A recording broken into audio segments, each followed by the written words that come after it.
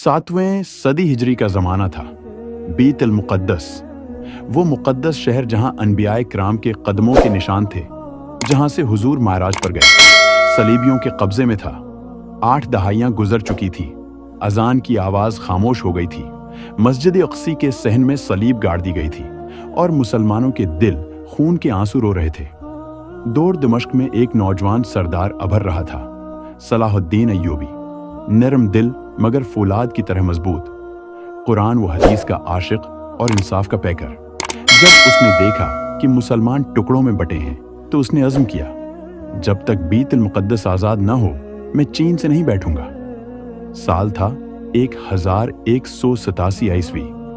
तपती जुलाई की दोपहर में मैदान हुतीन में मुसलमान लश्कर सलीबियों के मुकाबिल खड़ा था।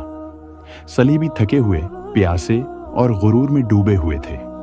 सलाहुद्दीन ने अपने सिपाहियों से कहा, यह जंग सिर्फ जमीन की नहीं, ईमान की जंग है। आज अगर तुमने सब्र किया तो अल्लाह तुम्हें अक्सी का दरवाजा दिखाएगा। जंग शुरू हुई। फजा में अल्लाह अकबर की सदाएं गूंजी। मुसलमान सिपाहियों ने शजाअत का वो मुजाहिरा किया कि सलीबियों की सफ़ें टूट गईं। मुल्की यरूशलेम का बादशाह कैदी बना और सलीबी फौज मिट्टी भर रह गई। चंद हफ्तों बाद 2 अक्टूबर 1187 को सलाहुद्दीन अय्यूबी का लश्कर बीत अल मुक़द्दस के दरवाजों पर पहुंचा। शहर ने हथियार डाल दिए। जब मुसलमान फातिह बनकर शहर में दाखिल हुए तो किसी पर जुल्म नहीं किया गया। सलाहुद्दीन ने ऐलान किया, यह शहर अमन का है, यहाँ कोई खून नहीं बहेगा। सलीबियों के लिए अमान दी गई। औरतों और बच्चों को महफूज रास्ता दिया गया।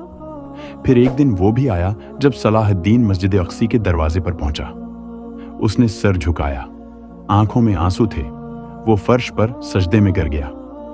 या अल्लाह, ये तेरा करम है कि तूने हमें अक्सी की रोशनी दोबारा दिखाई। अजान की आवाज एक बार फिर गूंजी। 88 साल बाद फजा में तकबीर की गूंज फैल गई। बीत अल मुक़द्दस दोबारा नूरी ईमान से जगमगा उठा।